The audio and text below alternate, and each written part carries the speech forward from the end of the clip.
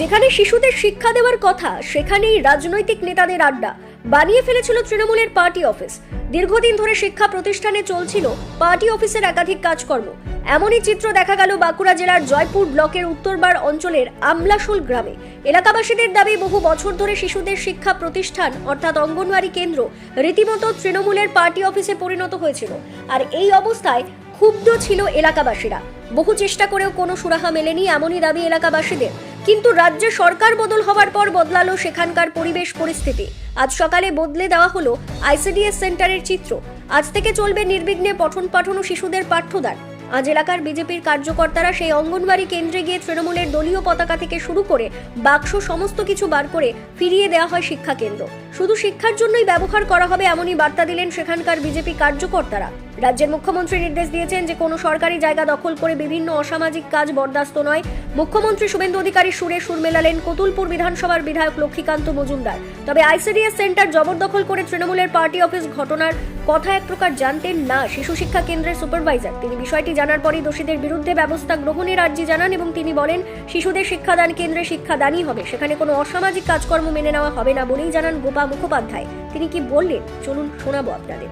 আসল গ্রামে ICDS school ছিল, এটাতে তৃণমূলের কিছু ব্যক্তি তারা পার্টি অফিস হিসাবে রূপান্তরিত করেছিল।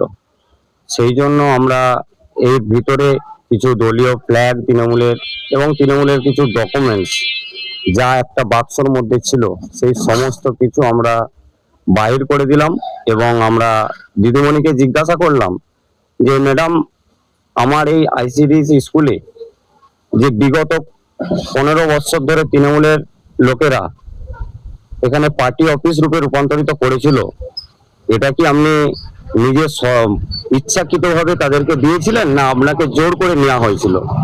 তো উনি তার পরিপ্রেক্ষিতে আমাদেরকে জানিয়েছেন যে আমাকে একটু চাপের মধ্যে থেকেই আমাকে কড়া করিয়েছিল।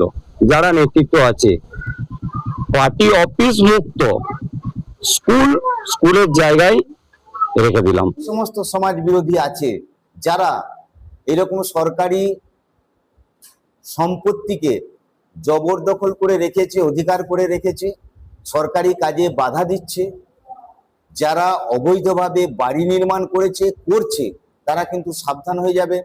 এগুলো কিন্তু আমাদের মুখ্যমন্ত্রীর নির্দেশ আছে, সেগুলো কিন্তু আমরা রেস্কিউ করব আস্তে আস্তে।